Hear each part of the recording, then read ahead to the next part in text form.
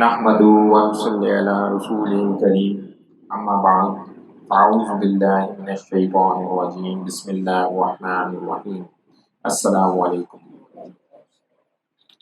ماشاءاللہ لا قوت الا باللہ، آج تکمیل قرآن کی اس محفل میں ہم تمام حضرات موجود ہیں۔ سب سے پہلے مفتی صاحب جنہوں نے قرآن پاک پورا اس تراویح میں سنایا، ان کے شکر گزار بھی ہیں اور ان کے لیے دعا گو بھی ہیں۔ جو سامعین ہیں تمام اور جو ان کی مدد بھی اس میں کرتے رہے، ان تمام کے بھی شکر گزار بھی ہیں اور دعا گو بھی۔ یہ تراویح کی نماز اور رات میں اس کا پڑھنا یہ کوئی عام بات نہیں، یہ کوئی عام کیفیت نہیں ہے۔ تھوڑی سی ہم انشاءاللہ اس کے اوپر بات کریں گے اور پھر آگے جو اہم موضوع ہے اس کی طرف پہنچیں۔ سب سے پہلے میں ایک صحیح مسلم کی روایت آپ کے سامنے پیش کرتا ہوں۔ نبی کریم صلی اللہ علیہ وسلم صحابہ کرام رضی اللہ عنہم اجمعین کو رمضان میں تاکید سے حکم کیے بغیر، یعنی تاکید سے حکم کیے بغیر، یعنی تاکید کرنا اور حکم کرنا تو اب اس کا مطلب فرض ہو گیا، تاکید کیا کرتے تھے کہ بھئی یہ پوری کوشش کریں، تراویح پڑھنے کی ترغیب دیتے تھے اور فرماتے تھے جو شخص رمضان میں ایمان کی حالت میں اور ثواب حاصل کرنے کے لیے قیام کرے تو اس کے ساتھ کا تمام گناہ بخش دیے جائیں گے۔ یہ ماشاءاللہ لا قوت الا باللہ بہت بڑی بشارت ہے، اور ایک اس مہینے میں جب مسلمانوں کو خصوصی طور پہ اللہ تعالیٰ کی طرف سے فرصت بھی دے دی جاتی ہے۔ پوری دنیا کے مسلمان اس مہینے کا ایک الگ ہی طریقے سے اہتمام کرتے ہیں۔ یہ کسی اور جگہ آپ کو نہیں ملے گا، کسی اور مذہب میں آپ کو یہ کیفیت اتنی زیادہ لوگوں کی نہیں ملی تو الحمدللہ۔ اور ایسا نہیں ہے کہ وہ لوگ جو یہ تراویحاں پڑھ رہے ہیں، نمازیں پڑھ رہے ہیں، روزے رکھ رہے ہیں تو ان کے گھروں میں خدا استفاقے شروع ہو جاتے ہیں، ان کا گھر بھی چلتا ہے، باقی معاملات بھی چلتے ہیں، پوری زندگی ویسی چلتی ہے۔ بہرحال تو یہ اس کی ایک بہت بڑی فضیلت ہے۔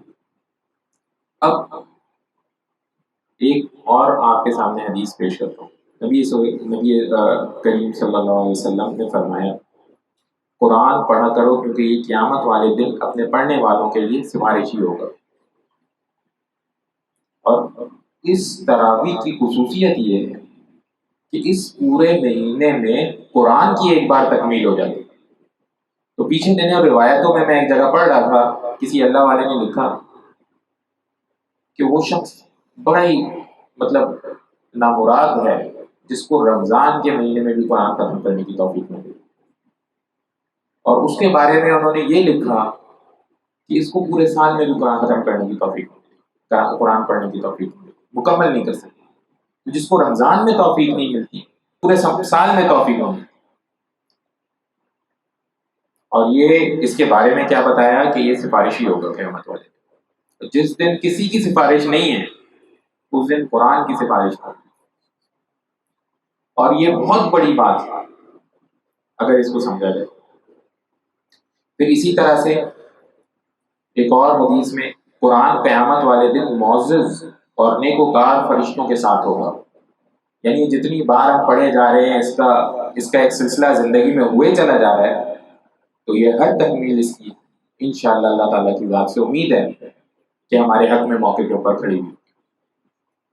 اور یہ کوئی آج کے دور میں ایسی بات نہیں ہے کہ سمجھی نہ جا سکے۔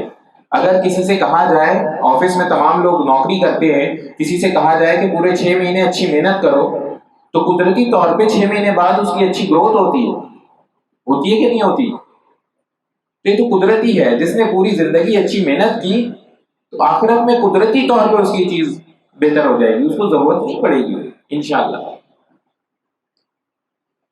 اسی طرح سے ایک اور روایات میں آتا ہے کہ نبی کریم صلی اللہ علیہ وسلم نے فرمایا حافظ قرآن سے کہا جائے گا کہ قرآن پڑھتے جائیں اور درجہ بدرجہ چڑھتے جائیں اور ترتیل کے ساتھ تلاوت کرتے جائیں جس طرح آپ دنیا میں تلاوت کرتے تھے، کیونکہ آپ کا مقام آخری آیت تک جہاں تک آپ پڑھ کے پہنچے۔ تو یہ حافظ قرآن کے لیے بہت بڑی سعادت، بالکل یہ ایک الگ معاملہ ہے، دوسروں کے ساتھ تو ایک الگ ہے نا سلسلہ، تو جو حافظ ہیں ان کے ساتھ ہے بس پڑھتے چلے جائیں اور چلتے چلے جائیں، پڑھتے چلے جائیں چلتے چلے۔ مگر اس تراویح کی نماز میں تو کتنے لوگوں نے قرآن کو سنا اور غور سے سنا کہ ان کے لیے کیا ہے؟ تو ذرا سا یہ بھی سنا۔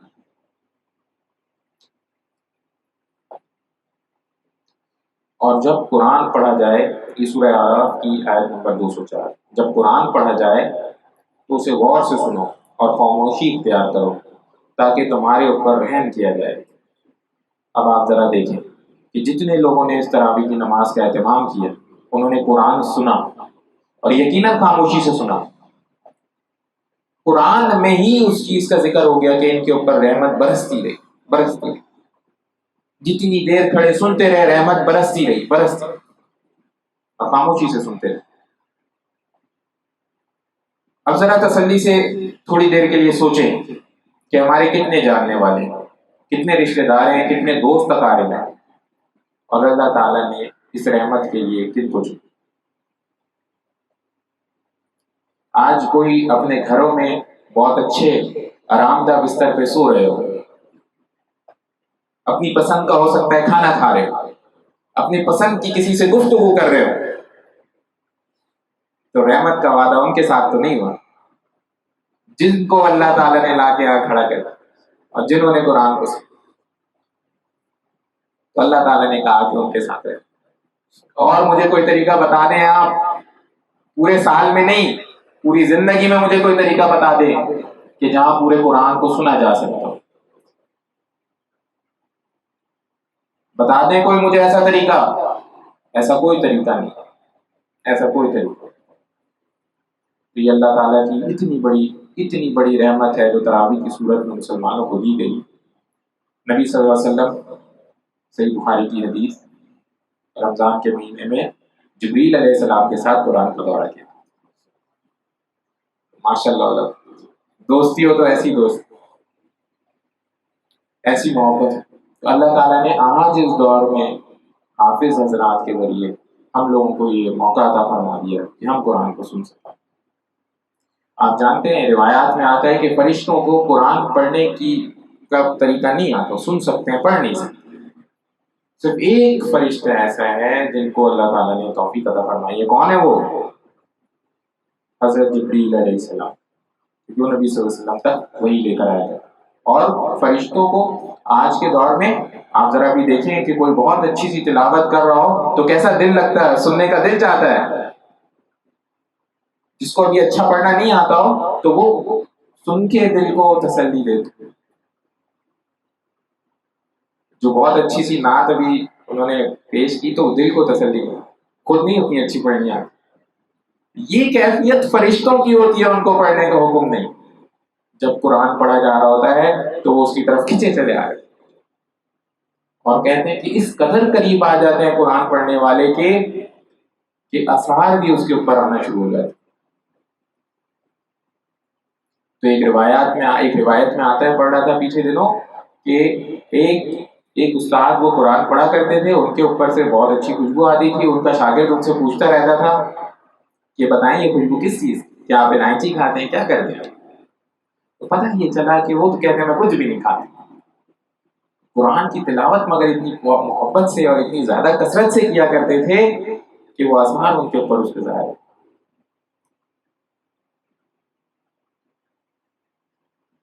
مگر آج ایک المیہ ہے، اور ایک بات میں آپ سے بتاتا ہوں اور بہت صاف لفظوں میں آپ کو انشاءاللہ بتاتا ہوں، قرآن کے ساتھ تعلق کے درجات، قرآن کے ساتھ تعلق کے درجات ہیں۔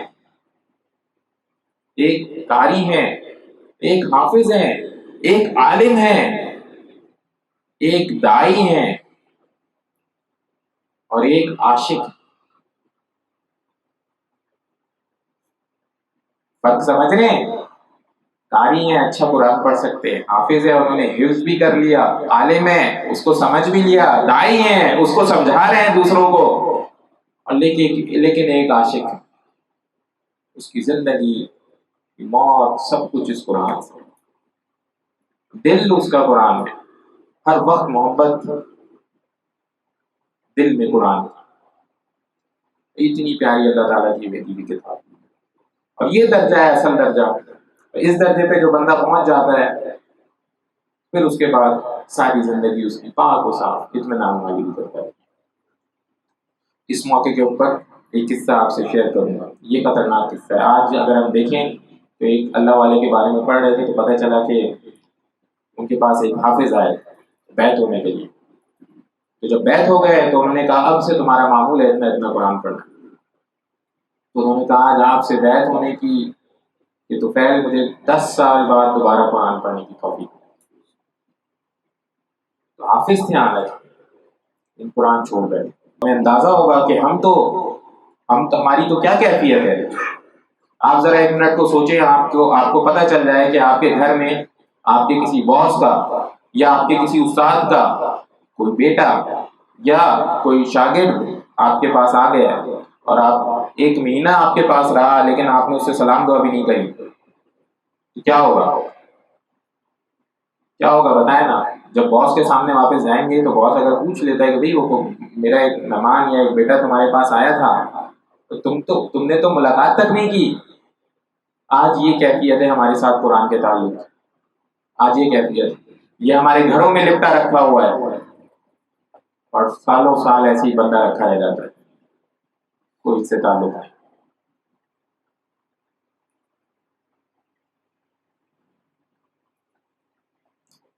پورا قرآن سنا ہم نے، پورا قرآن سنایا گیا، سنا ہم نے، بہت سو سے بہت اوپر کے درجے پہ آ گیا، لیکن یقین مانے یہ مکمل نہیں۔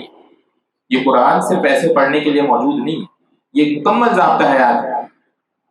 اس میں انسان کے تمام تکلیفوں پریشانوں کے مسائل موجود ہیں، تمام حل موجود ہیں، مگر ہم اس سے دور ہو بیٹھے۔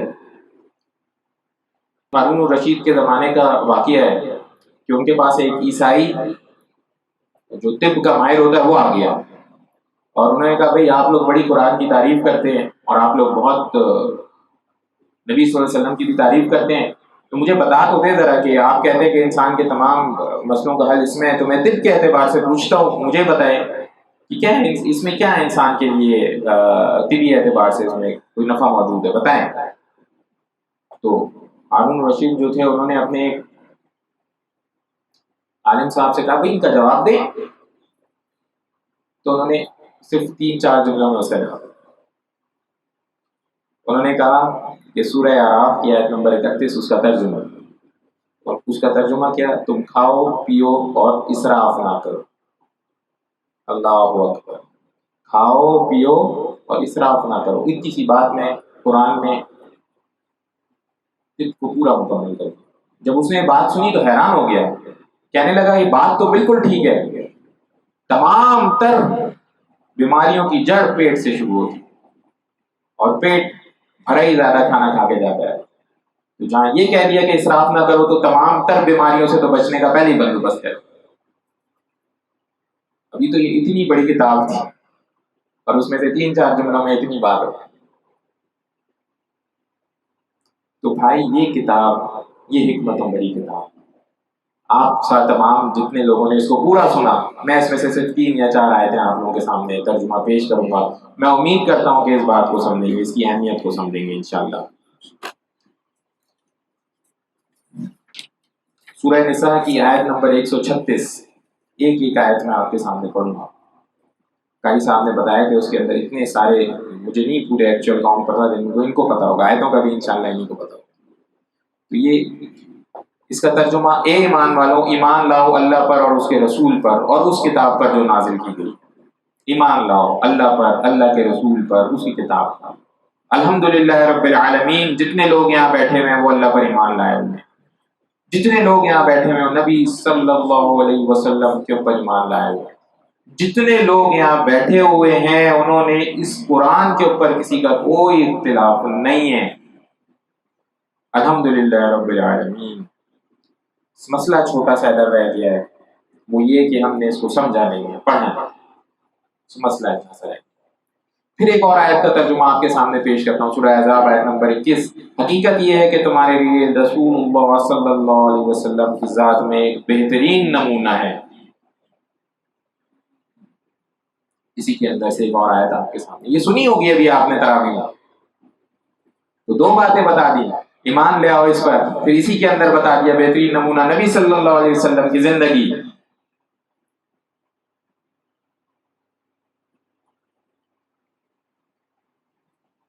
یقین مانے قرآن ماشاء اللہ لا قوت الا باللہ اس کی ایک ایک آیت میں زندگی گزاری جا سکتی ہے. ادھر آ کے بات مکمل ہو جاتی ہے.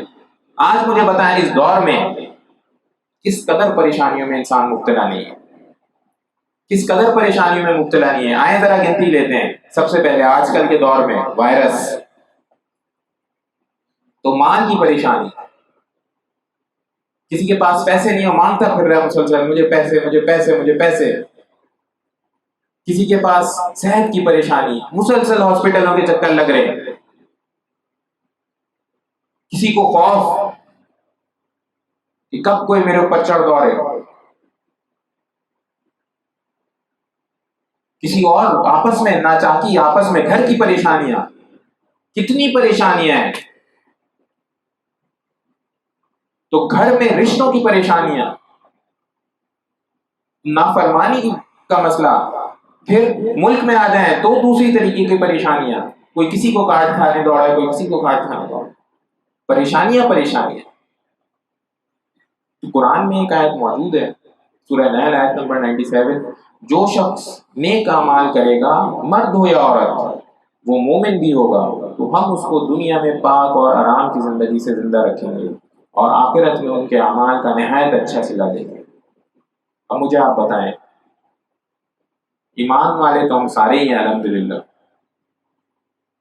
پریشانیوں کی کیفیت میں بھی موجود ہیں, اس کی وجہ ہے انشاءاللہ آگے دیکھ لیتے کیا ہے حل. لیکن بتا دیا اللہ تعالیٰ نے, زندگی بھی آسانی سے گزروا دیں گے. اور کیا چاہیے؟ کوئی دے سکتا ہے اگر گارنٹی کہ میں آپ کی زندگی آسانی سے گزروا دوں گا؟ بھائی ہے کوئی؟ کیونکہ مسئلہ تو صرف پیسوں کی حد تک ہے نہیں نا. ابھی پیچھے دنوں نیوز چل رہی تھی, امریکہ میں ورلڈ کے ریچسٹ 2 بندوں نے اپنی اپنی بیویوں کو طلاق دیا. ریچسٹ 2 بندوں نے, امیر ترین بندوں نے. تو کسی نے مذاق میں لکھا کہ بیویوں کو تو پیسوں سے بھی خوش نہیں رکھا جا سکتا. انا للہ و انا الیہ راجعون. بات یہ نہیں ہے میرے بھائی, پیسوں سے مسئلہ نہیں ہوا کرتا. تو کاش کوئی سمجھائے. کیا پتا وہ جس گھر میں 2 روٹیاں بھی مشکل سے کھائی جا رہی ہیں بڑی خوشی سے رات گزر جاتی ہے. الحمدللہ. تو کاش کہ ہم یہ اصل خوشی کو سمجھ سکیں, اصل آسانی کو سمجھ سکیں. اب لیکن اس آیت میں پتہ یہ چلا کہ مومن ہوگا اور ساتھ نیک عمل بھی کرے گا. اب نیک عمل کی کیفیت کیا ہے آج کے دور میں, ذرا یہ دیکھتے ہیں نا, ذرا یہ دیکھتے ہیں.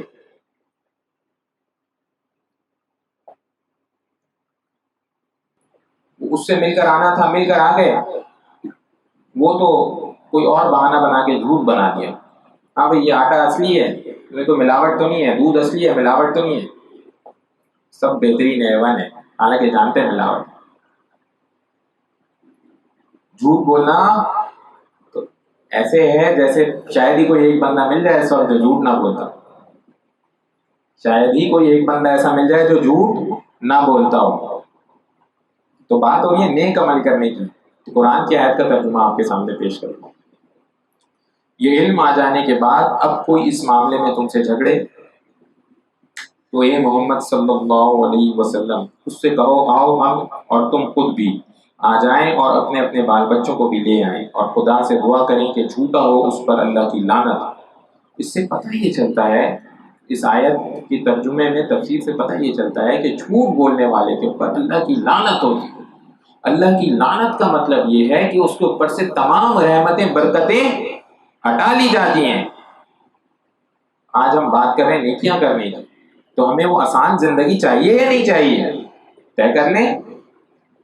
اگر آسان زندگی چاہیے, ہم نے یہ بھی دیکھ لیا ابھی اتنے پیسوں سے بھی کچھ نہیں ہوتا. پیسوں سے ورنہ وہ ان کی تو طلاقیں نہ ہوتی ہوتی نا, وہ تو خوشی سے زندگی گزارتے ہوتے. اس کا مطلب خوشی اور سکون کہیں اور ہے. لیکن یہ تو نہ ہوئی, ہم کر مگر کام ایسے رہیں. دوسری طرف آ جائیں,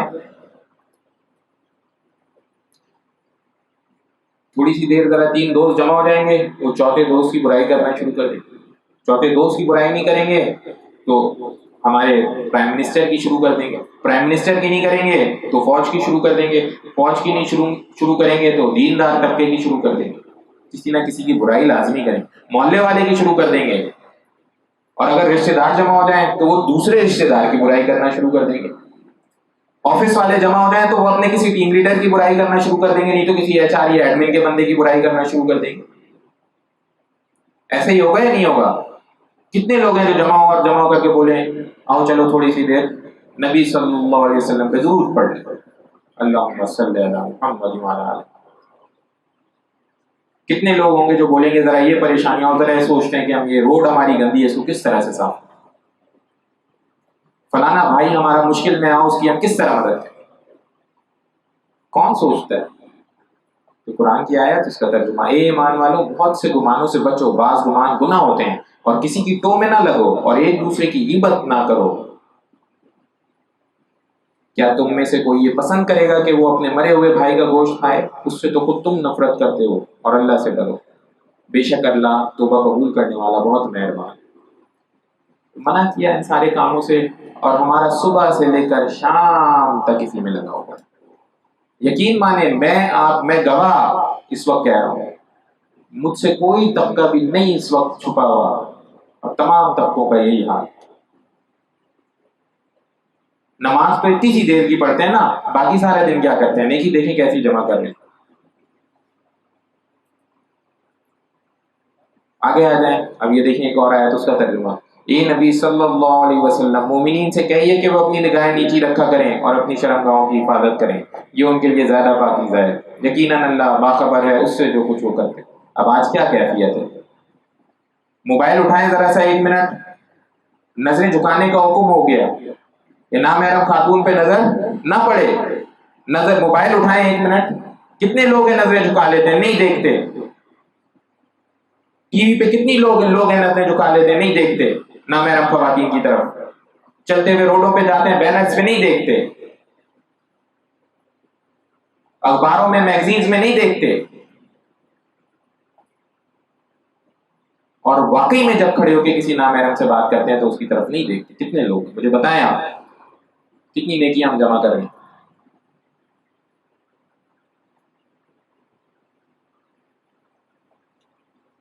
نیکی کیا تھی؟ نیکی واقعی یہ تھی کہ جب نامحرم خاتون سامنے سے گزرتی ہوتی یا کوئی ایسا معاملہ ہوتا تو آنکھیں جھک جاتی۔ آج یہ نیکی تھی، نیکی واقعی یہ ہوتی، چار دوست غیبت کر رہے ہوتے ہم کہتے غیبت نہ کرو، اللہ کا حکم ہے منع کیا، نہیں تو اٹھ جائے۔ نیکی یہ تھی آج جھوٹ بولنے کا موقع تھا اور جھوٹ نہیں بولا بغیر کسی سے ڈرے ہوئے، کیونکہ اللہ سے سب سے زیادہ ڈرتے ہیں نا، تو حقیقی مالک تو وہ ہے۔ نیکی یہ تھی، نماز روزہ حج زکوٰۃ، ہاں یہ سب بھی نیکیاں ہیں، مگر نیکی تو اپنی پوری زندگی صبح سے لے کر شام تک کے کرنے کا کام ہے۔ تو آسان زندگی کی بات ہو رہی ہے، یہ قرآن کی میں نے آپ کے سامنے کتنی آیتیں پڑھی آپ جانتے ہیں؟ یہ میں نے اس وقت آپ کے سامنے 4 آیتیں پڑھی، 4 یا 5 آیتوں کا یہ ہے سلسلہ زندگی۔ ان 4-5 آیتوں میں یہ پتہ چلتا ہے کہ ہمیں کتنی زیادہ اپنی زندگی بدلنے کی ضرورت ہے، تب جا کے وہ جو اللہ تعالیٰ نے وعدے کیے نا، وہ تب جا کے وہ وعدے ہمارے اوپر کھلنا شروع ہو جائیں گے، اور اگر ہم یہ نہیں کر سکتے تو پھر تکلیفیں اور یہ پریشانیاں صحیح ہیں نا، جائز ہے نہیں، یہ حق ہے نا۔ پھر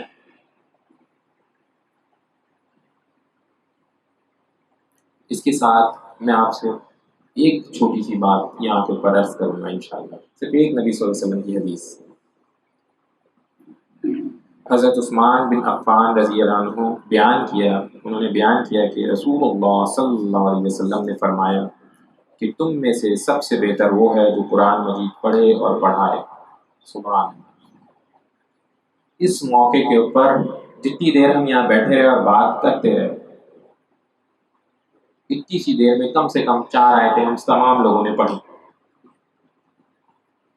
آج کوئی کاروبار پہ بیٹھا ہوا ہوگا اور خوب پیسے کما رہا ہوگا، آج کوئی آرام سے سو رہا ہوگا، لیکن اللہ تعالیٰ نے نبی صلی اللہ علیہ وسلم کے ذریعے ہمیں بتا دیا کہ ہم ان تمام میں بہتر کون؟ جو قرآن کو پڑھے۔ اور اس موقع کے اوپر اگر مجھے یہ توفیق مل گئی کہ میں نے تھوڑا سا پڑھایا بھی تو دگنا فائدہ ہو. ادھر سے اٹھ کے گئے اور کسی نے اپنے گھر والے کو بتا دی, اپنے دوست کو بتا دی, اپنی اہلیہ کو, اپنے بچوں کو بتا دی, تو وہ تمام مخلوقات میں سب سے بہتر. اس قرآن کی عظمت, یہ اس قرآن کی عظمت.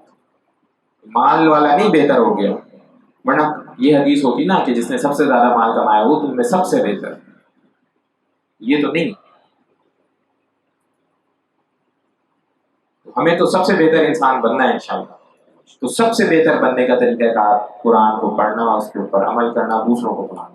آج اس موقع کے اوپر میں چاہتا ہوں کہ ہم تمام لوگ یہ عزم کریں کہ جیسے ہم نے اس پورے سال اس رمضان کا انتظار کیا, رمضان میں پہنچے, تراویحوں کا اہتمام کیا, تراویح میں پورا قرآن پڑھا, سنا, اس طرح آنے والے پورے سال میں انشاءاللہ اس قرآن کو سمجھیں گے بھی اور اس پہ عمل بھی کریں گے انشاءاللہ. تو عزم کرتے ہیں نا اس پہ انشاءاللہ, ہاتھ اٹھائیں تمام لوگ, عزم کرتے ہیں نا انشاءاللہ کہ قرآن ہم سمجھیں گے بھی انشاءاللہ, عزم کرتے ہیں نا انشاءاللہ. سے ایک چھوٹی سی دعا کر لیتے ہیں. یا ارحم الراحمین, یا ارحم الراحمین, یا ارحم الراحمین, اللہم صلی علی محمد وعلی آل محمد, لا الہ الا انت سبحانک انی کنت من الظالمین, اللہم اعنی علی ذکرک و شکرک و حسن عبادتک. یا اللہ رب العالمین, قرآن سے ہمیں سچی محبت عطا فرمائے. یا اللہ خوب اچھے سے پڑھنے کی, تلاوت بھی خوب اچھی کرنے کی, سمجھنے کی بھی اور عمل کرنے کی, حفظ کرنے کی ہمیں توفیق عطا فرمائے. یا اللہ قرآن پاک کو ہمارے لیے قیامت کے دن شفاعت کا ذریعہ بنائے. سمعنا واطعنا غفرانک ربنا و الیک المصیر برحمتک یا ارحم الراحمین.